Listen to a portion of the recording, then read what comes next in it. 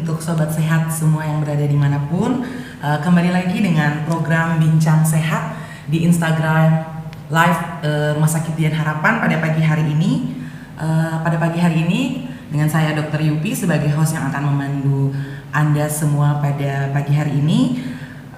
Kita akan mengangkat tema tentang upaya cegah stunting dengan nutrisi yang optimal bagi calon orang tua. Yang pastinya kita akan mengangkat dari sudut yang berhubungan dengan tema kita kali ini, yaitu dari sudut gizi.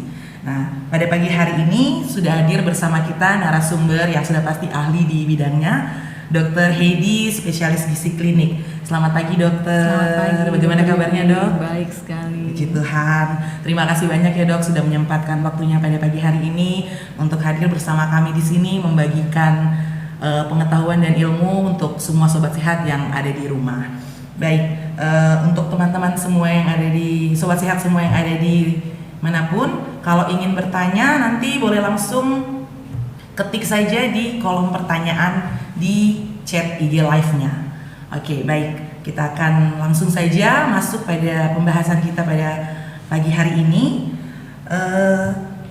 di mana stunting yang sebelumnya sudah dibahas dari segi ilmu obstetri dan ginekologi atau kandungan, kemudian yang kedua dibahas dari segi ilmu anak, dan yang ketiga ini kita akan membahas sesuai tema kita dari segi gizi klinik ya teman-teman semuanya. Gini, dok, kalau banyak kan orang tahu kan stunting itu adalah gagal tumbuh ya, dokter ya. Kira-kira apa pengaruhnya ya, dok, bagi para calon orang tua, dok? Kenapa penting untuk memenuhi kebutuhan nutrisinya, dok?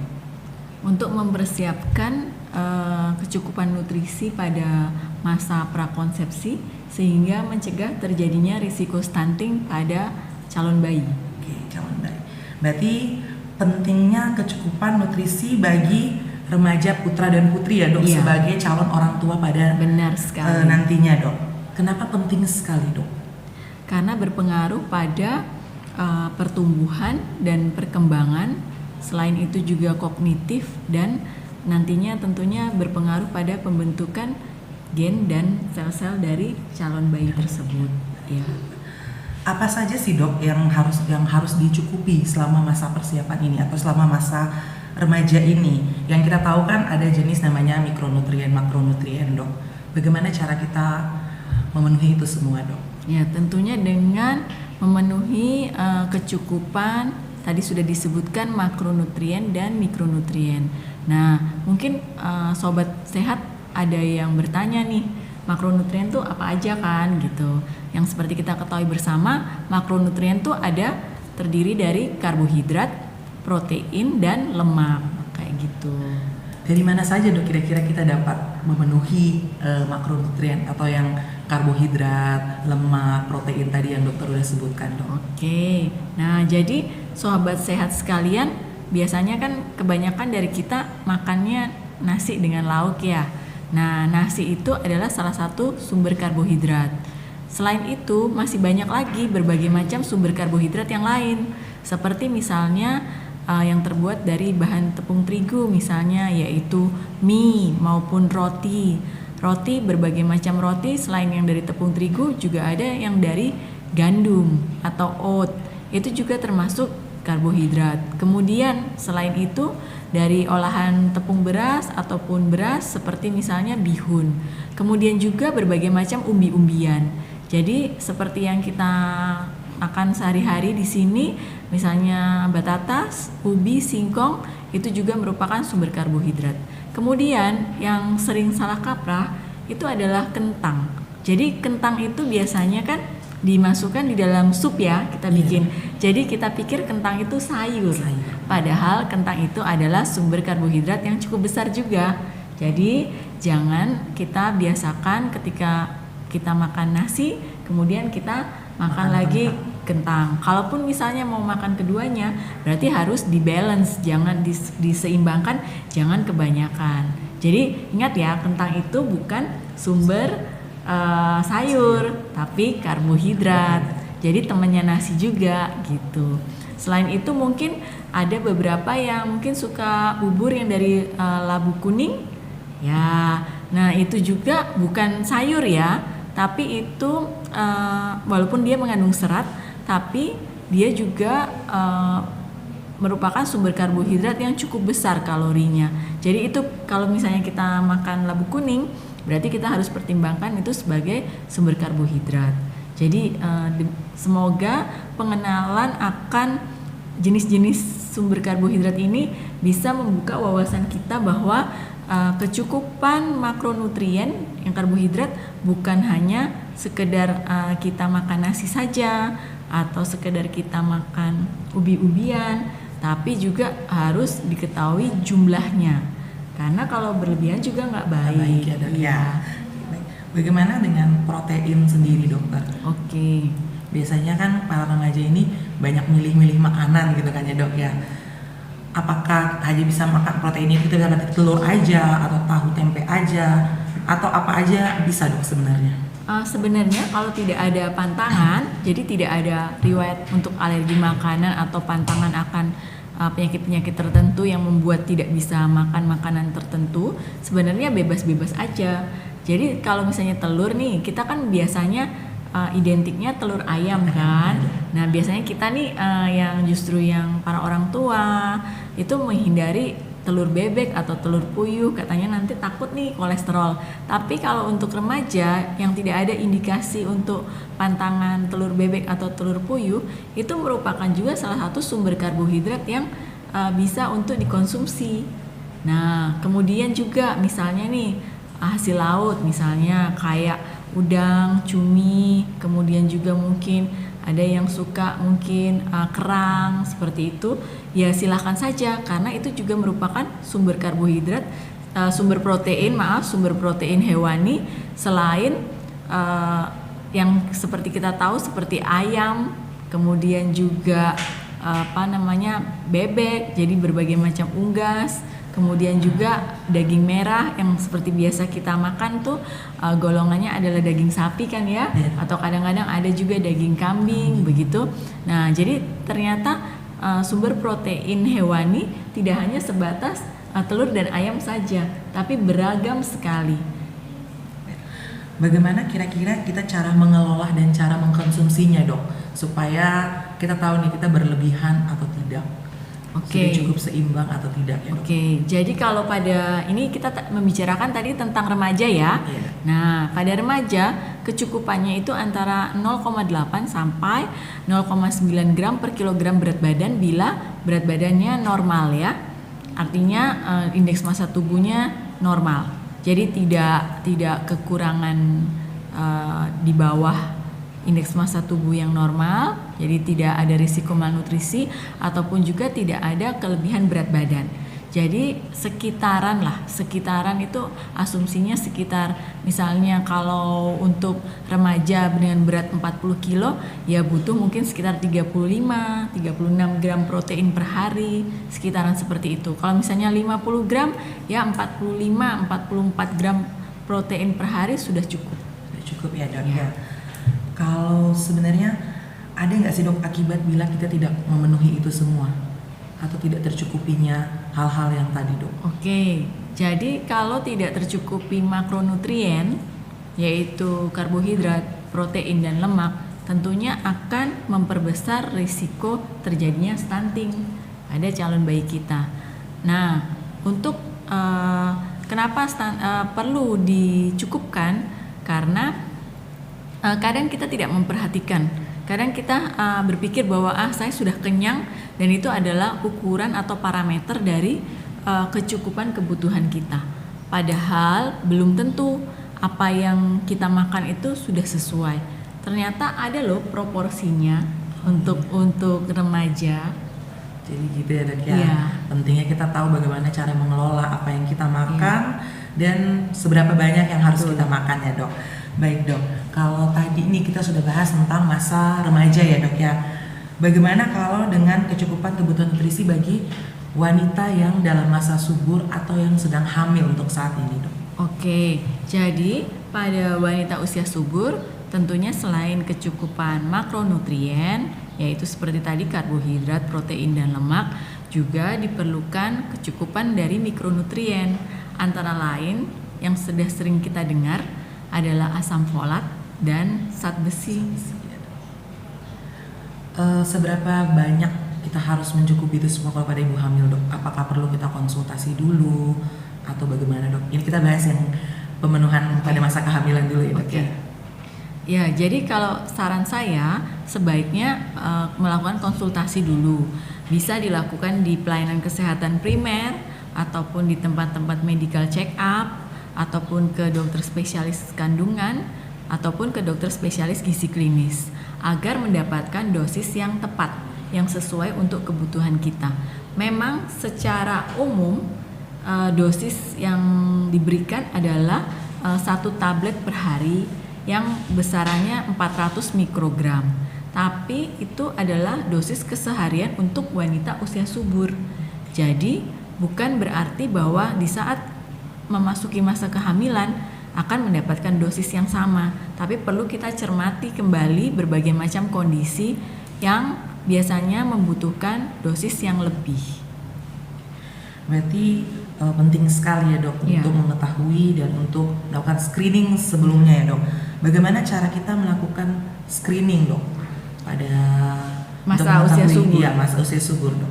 Ya, screening gizi ini dilakukan biasanya tentunya oleh tenaga kesehatan ya, di berbagai macam pusat pelayanan. Bisa pada pusat pelayanan primer maupun pada rumah sakit, baik di poliklinik maupun juga misalnya ada acara kesehatan yang pemeriksaan kesehatan secara gratis, misalnya kadang-kadang ada bakti sosial, itu juga bisa untuk screening gizi. Nah, yang perlu diperhatikan antara lain adalah riwayat asupan. Apakah ada penurunan riwayat asupan? Kemudian apakah ada penurunan berat badan? Kemudian juga apakah ada kehilangan massa otot? Kemudian juga apakah ada bengkak di bagian tubuh tertentu? Dan apakah berat badan kita ini dalam kategori yang kurang ataupun berlebih ataupun normal. Jadi perlu diketahui hal-hal tersebut untuk mendapatkan hasil screening gizi yang baik. Kemudian juga perlu diketahui dalam screening gizi ini kita perlu mengetahui penyakit-penyakit yang melatar belakangi. Jadi apakah kita mengidap penyakit-penyakit tersebut ya, terutama penyakit-penyakit metabolik. Nah, penyakit-penyakit metabolik itu misalnya seperti hipertensi, tekanan darah tinggi, kemudian juga sakit gula atau diabetes. Jangan salah loh, akhir-akhir ini terjadi peningkatan penderita diabetes maupun hipertensi pada usia muda. Jadi bukan orang tua lagi yang dapat, itu dikarenakan gaya hidup yaitu pola makan, pola diet yang salah, tidak sehat. Iya. Berarti kalau pada masuk nih dokter pada ibu hamil ya, Dok. Biasanya kan kalau orang-orang di luar sana tuh pasti berpikir, saya kan lagi hamil nih, Dok. Yang makan nih bukan cuma saya, ada si calon anak bayi saya juga yang makan. Biasanya itu kan orang makan porsinya biasanya bisa 2 kali lipat atau 3 kali lipat. Kira-kira cara makan seperti itu benar tidak, Dok? Ada tidak, Dok, cara sebenarnya untuk melihat porsi makan atau kebutuhan nutrisinya yang tepat untuk ibu hamil gitu, Dok? Oke, jadi kalau misalnya lagi hamil makannya buat 2 orang ya. Jadi misalnya kalau makan nasi padang gitu pesan lagi 1 porsi lagi, jadi makanya 2 porsi gitu ya maksudnya ya. Itu adalah cara makan yang keliru. Jadi pada saat kehamilan kita perlu mengetahui berapa penambahan berat badan yang sebenarnya pada saat kehamilan. Jadi kita pakai dulu patokannya, yaitu indeks massa tubuh sebelum kehamilan. Kalau misalnya berat badannya normal, tentunya bisalah dalam masa kehamilan dari awal sampai mau melahirkan itu dalam 3 trimester itu misalnya pertambahannya 17,5 kilo gitu nggak masalah. Tapi kalau pada yang indeks massa tubuhnya berlebih, berat badannya berlebih, cukup aja maksimalnya sampai mentok-mentok 12 kilo itu udah banyak banget. Nah, bagaimana dengan wanita usia subur yang obesitas yang kemudian hamil? Nah, ternyata selama 3 trimester itu, selama masa kehamilan dari awal hingga mau melahirkan, ternyata penambahan berat badannya itu maksimalnya hanya sekitar 7 kilo saja. Jadi ternyata tidak banyak. Nah, dalam artian sekarang bagaimana cara pengaturan dietnya pada wanita hamil? Nah, kita perlu perhatikan untuk kebutuhan karbohidratnya. Seberapa sih penambahan karbohidrat? Ternyata kebutuhan energi pada ibu hamil hanya butuh sekitar penambahan 300 kalori saja. Nah, 300 kalori itu gimana coba? Kira-kira itu seberapa banyak porsinya dok? Apakah iya. nasinya sepiring atau setengah piring aja? Apakah lauknya harus 2 kali lipat, 3 kali lipat gitu dok? Nah, siapa tahu sobat sehat ada yang tahu 300 kalori itu nilainya seberapa? Nah, kalau misalnya mau tahu, saya akan infokan. Jadi 300 kalori itu sama dengan 1 piring nasi. Jadi sekitar dengan berat nasinya itu sekitar 175-200 gram lah. Jadi 2 ons nasi itu sama dengan sekitaran seperti itu. Kemudian juga bisa juga dengan sekitar 2 buah kentang. Atau misalnya kalau yang donatnya itu udah pakai meses, pakai mentega, ya cukup 1 donat aja itu udah 300 kalori. Berarti sedikit sekali ya dok. Jadi itu penambahannya bukan per kali makan loh. Penambahan untuk ibu hamilnya itu dalam sehari ya, dalam dok, 24 jam. Berarti kalau kita makan donat meses 1, 3 itu berarti udah 3 kali lipat ya, dok ya. Gitu. Jadi sebenarnya besar banget gitu. Jadi ternyata porsi yang dibutuhkan untuk penambahan untuk ibu hamil itu untuk kebutuhan energinya dari sumber karbohidrat tidak sebesar yang kita bayangkan. Tapi untuk proteinnya lumayan loh. Iya. Ya. Jadi untuk penambahan proteinnya bisa sampai 25 gram per hari. 25 gram per hari itu kira-kira itu seberapa banyak dok? Kalau misalnya kita makan biasa 1 potong ikan, apakah itu cukup atau masih kurang dok? Oke, jadi kita harus mengenal dulu ukuran rumah tangga ya. Jadi standar yang dipakai adalah ukuran rumah tangga. Untuk 25 gram protein itu kita bisa dapatkan di untuk ikan itu sekitar 3,5 porsi. 3,5 Ya. porsi ikan ya dok. Nah, itu untuk per kali makan ya dok? tidak, itu untuk per hari, untuk per harinya. Untuk per hari, dok. Iya. Nah, kalau misalnya sekarang kita bingung lagi porsinya, misalnya porsinya sobat sehat di rumah, misalnya dengan porsi saya, dalam artian porsinya itu kan beda-beda ya. Kemudian ukuran piringnya juga beda-beda. Kebiasaan untuk potong juga beda-beda. Jadi kita setarakan dengan ukuran rumah tangga bahwa 1 porsi untuk ikan itu sekitaran 40 gram. Ya, jadi kalau misalnya butuh 3,5 porsi, ya sekitaran 140 gram ikan begitu dalam sehari ya, gitu. Oke, baik sobat sehat. Jadi ternyata selama ini kita banyak yang salah kaprah ya. Kalau ternyata kalau lagi hamil makan aja sepuas saya, yang penting kenyang. Karena yang makan ada 2 orang, bukan cuma 1 orang gitu ya dok ya. Ternyata 1 donat itu sudah cukup memenuhi kebutuhan karbohidrat tadi ya dok ya dalam sehari.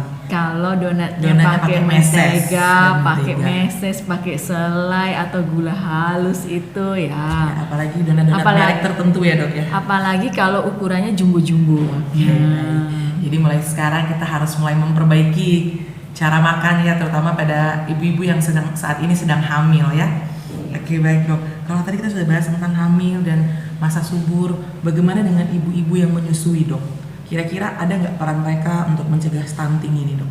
Ya, untuk ibu menyusui ternyata sangat penting perannya, yaitu mereka dapat memberikan ASI eksklusif yang terutama ketika pasca melahirkan adalah inisiasi menyusui dini.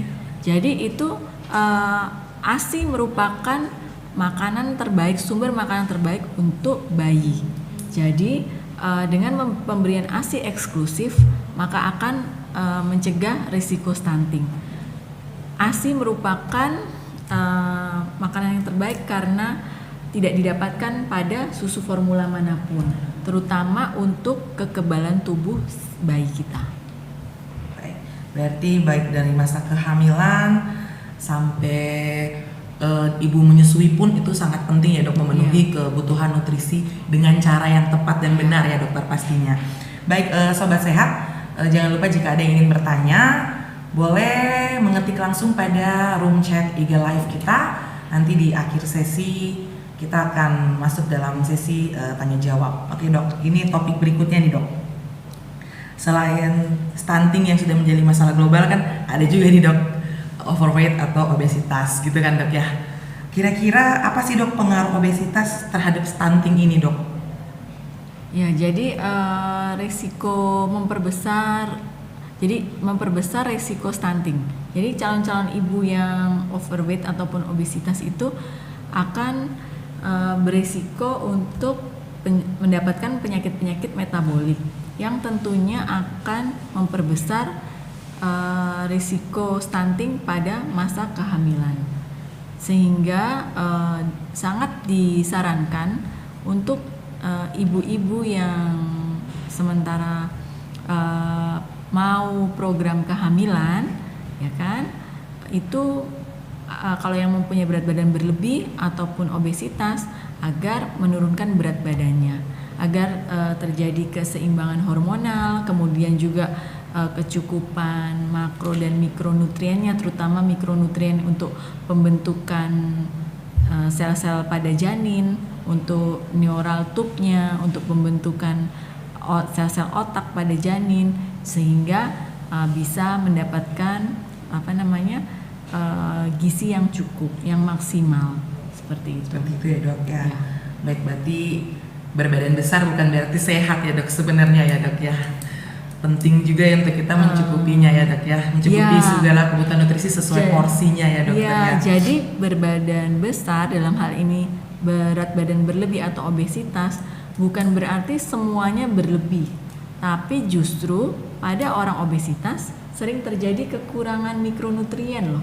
Zat-zat gizi mikro Apa yang paling sering kekurangan pada orang dengan obesitas dok, dan bagaimana cara kita mengetahuinya dok? Oke, sebagian besar terjadi defisiensi vitamin D, kemudian juga bisa terjadi defisiensi folat. Namun pemeriksaan-pemeriksaan itu biasanya jarang kita lakukan, ya kan? Tapi ternyata pada banyak penelitian di berbagai center itu menunjukkan bahwa terjadi berbagai defisiensi mikronutrien pada wanita yang dengan obesitas. Baik, berarti penting sekali kita juga untuk memeriksakan ya dok, pemeriksaan dini, screening sejak awal ya dokter. Mau kita badannya kita rasa sudah ideal ataupun kita yang berbadan besar, itu penting sekali ternyata ya dok. Betul. Biasanya kan dok ya, orang tuh taunya saya sudah cukup ideal tuh hanya dengan indeks massa tubuh kan dok ya, yang paling sering dikenal lah dok ya sama orang-orang di luar sana. Kira-kira ada tidak dok cara lain untuk kita mendeteksi secara dini mengenai tubuh kita ini dok? Ada nggak dok alatnya kira-kira? Ada dong di Dian Harapan, di Rumah Sakit Dian Harapan. Jadi alat tersebut alat untuk mengecek komposisi tubuh kita. Jadi kita bisa mengetahui persentase antara massa lemak, massa otot, kemudian cairan di dalam tubuh kita. Persentase tersebut penting kita ketahui agar kita bisa mengetahui apakah kita ini dalam kondisi yang sehat atau tidak. Jadi belum tentu berat badan yang normal, indeks massa tubuh yang normal ataupun kelihatannya kurus lah istilahnya gitu, kemudian aman-aman aja, karena sering juga pada orang dengan indeks massa tubuh yang normal ternyata komposisi massa lemaknya luar biasa, ternyata banyak gitu. Tidak kalah dengan orang yang overweight. Karena kan zaman sekarang makanannya udah canggih-canggih kan, udah enak-enak dan high fat begitu ya. Jadi perlu untuk kita cegah. Kenapa? Kita perlu tahu supaya kalau misalnya kita sudah tahu keadaan tubuh kita seperti itu, maka kita bisa programkan diet yang tepat untuk mengurangi massa lemak dalam tubuh kita. Selain itu juga kita bisa melakukan aktivitas fisik, dalam hal ini olahraga yang tepat untuk mengurangi massa lemak kita. Berarti ada ya dok alatnya Ada. di Dian Harapan. Iya. Apa itu dok namanya alatnya? Nama alatnya BIA, BIA ya dokter ya. Body Impedance Analysis. Oh yes. Berarti kalau macam saya nih dok ya, mau menjalankan diet nih dok, ada bagusnya kita periksa dulu itu ya dok ya, Iya. supaya kita tahu kita berlebihnya di mana atau kurangnya di mana, Iya. supaya lebih gampang ya dok untuk Selanjutnya dievaluasi juga, iya. Jadi bagaimana kondisi cara diet awalnya. kita ya dok ya, yang Iya, benar dan benar tepat sekali. pastinya ya dok ya. Ya jadi teman-teman semua ya, sobat sehat semua di rumahnya, kalau mau kira-kira merencanakan diet bukan cuma untuk yang berbadan besar saja, tetapi untuk yang teman-teman yang merasa terlalu kurus atau yang merasa saya sudah cukup ideal kok segini-segini aja, ternyata masih ada kekurangan juga dalam tubuh gitu ya. Jadi untuk memastikan boleh nih sekali-sekali datang check up di klinik gizi di Dian Harapan. Di kita sini ternyata ada alatnya.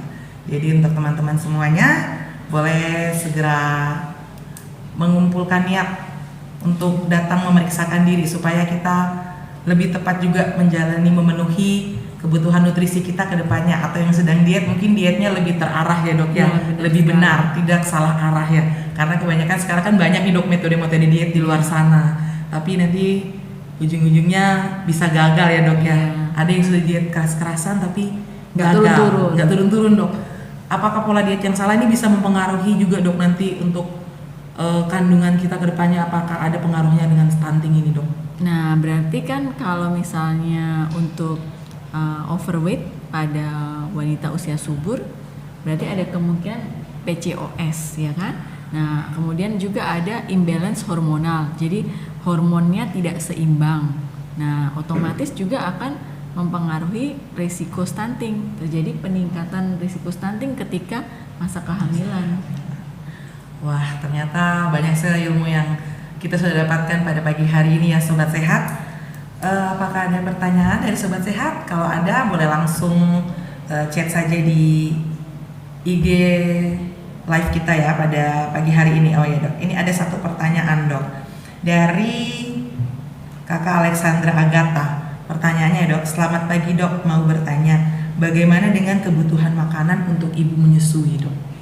Oke, kebutuhan makanan untuk ibu menyusui juga tidak bisa seperti pada orang yang tidak hamil ya. Jadi kebutuhan ibu menyusui tentunya juga mempunyai penambahan kebutuhan energi dan kebutuhan protein. Jadi pada orang ibu-ibu yang sementara menyusui itu tidak dianjurkan untuk diet menurunkan berat badan, tapi justru anjurannya adalah diet dengan komposisi yang seimbang, sehingga tidak mempengaruhi kualitas dari ASI. Jadi setelah bisa diet untuk menurunkan berat badan setelah selesai menyusui, begitu. Setelah disapih, ya. Nah, penambahannya berapa? Penambahannya tidak beda jauh dengan ibu dalam kondisi kehamilan. Jadi cukup sekitar antara 300 sampai 600 kalori tergantung dengan kebutuhan dan kondisinya. Jadi harus diperiksakan terlebih dahulu untuk menentukan. Kemudian juga untuk kebutuhan proteinnya kurang lebihnya seperti pada saat kehamilan. Jadi penambahannya sekitar 25 sampai 30 gram protein per hari. Oke, baik. Sudah cukup jelas kira-kira penjelasan dari dokter ya untuk ibu-ibu yang saat ini sedang menyusui untuk memenuhi kebutuhan nutrisinya. Kalau masih kurang puas juga, masih kurang jelas, boleh datang ke poliklinik Dokter Heidi di Rumah Sakit Dian Harapan ya. Kemudian ini dok, ada pertanyaan berikutnya lagi dok dari Imade Erik. Izin bertanya dokter, bagaimana dengan anak yang sudah didiagnosa stunting? Harus makan seperti apa? Oke, pada anak dengan yang sudah didiagnosa stunting, pertama kita butuh mengetahui gender dari anak tersebut ya, apakah anak perempuan atau anak laki-laki. Kemudian kita lihat di kurva pertumbuhannya, bagaimana panjang badannya, bagaimana berat badannya saat ini, ya kan? Dan kemudian kita perlu mengetahui berat badan idealnya sesuai umur berapa, berat badan ideal sesuai panjang badannya saat ini berapa. Jadi kita mempunyai target. Jadi tidak bisa satu pasien itu disamakan dengan pasien yang lain. Jadi harus ditelaah terlebih dahulu data-data tersebut, kemudian supaya kita bisa menyusun untuk menu makannya. Kemudian juga kita bisa menargetkan kenaikan berat badannya. Secara idealnya kita mengharapkan sekitar setengah kilo atau 500 gram per minggu untuk kenaikan berat badannya. Tentunya dengan konseling yang evaluasi yang intensif. Kalau bisa setiap minggu sekali atau minimal 2 minggu sekali agar bisa terpantau perkembangan dan pertumbuhannya. Karena apabila sudah tercapai kenaikan berat badan misalnya bertambah misalnya setengah kilo misalnya ya, berarti kan kurva pertumbuhannya berarti berbeda lagi. Jadi bisa kita tambahkan untuk target menu hariannya kita bisa tambahkan lagi. Dan yang terpenting dari penanganan stunting pada anak adalah kecukupan makronutrien. Jadi kecukupan kebutuhan energi, dalam hal ini kalori dan protein. Setelah semuanya kebutuhan makronutrien tercukupi, setidaknya misalnya 3/4 dari porsi yang ditargetkan, baru kita bisa tambahkan suplementasi berbagai macam mikronutrien. Karena kalau misalnya kita tidak cukupi dulu kebutuhan makronutriennya, maka walaupun kita berikan berbagai macam suplementasi, itu tidak akan terabsorpsi dengan baik karena makronutriennya belum tercukupi. Jadi yang penting adalah segeralah bawa untuk konsultasi, kita tentukan untuk targetnya berapa, untuk target berat badannya, kemudian dari awal ya untuk mengawalinya, kemudian kita tentukan menu dietnya, kemudian sesuai dengan preferensi anak karena masing-masing anak tentunya berbeda ya. Kemudian kita tentukan target kenaikan berat badannya dan kita evaluasi, kita pantau setiap minggunya. Baik, saya kira jawaban dari dokter sudah cukup jelas ya. Pentingnya kita screening di awal dulu ya dok, tahu gendernya dulu, datang memeriksakan yang pastinya, panjang badannya berapa, antropometrinya dokter, kemudian baru akan ditentukan untuk porsi makanannya dan pemantauan yang secara ketat pastinya ya dokter ya. Baik, kalau mungkin dari teman-teman sobat sehat di rumah semuanya tidak ada pertanyaan lagi, kita akan akhiri bincang-bincang sehat kita pada pagi hari ini. Dok, sebelum kita menutup nih dok, kira-kira ada pesan-pesan untuk sobat sehat semua di rumah tidak dok, tergantung berkaitan dengan tema kita ini dok hari ini? Oke, jadi terutama bagi remaja putri dan remaja putra yang sebagai calon ayah dan ibu di masa depan, kita persiapkan secara maksimal kecukupan kebutuhan makronutrien dan mikronutriennya. Semoga bila ada kenalan ataupun keluarga dari sobat sehat yang masih remaja, maka silakan diingatkan bahwa pentingnya kecukupan terutama protein serta mikronutrien yang lain. Jangan hanya dipentingkan karbohidratnya saja.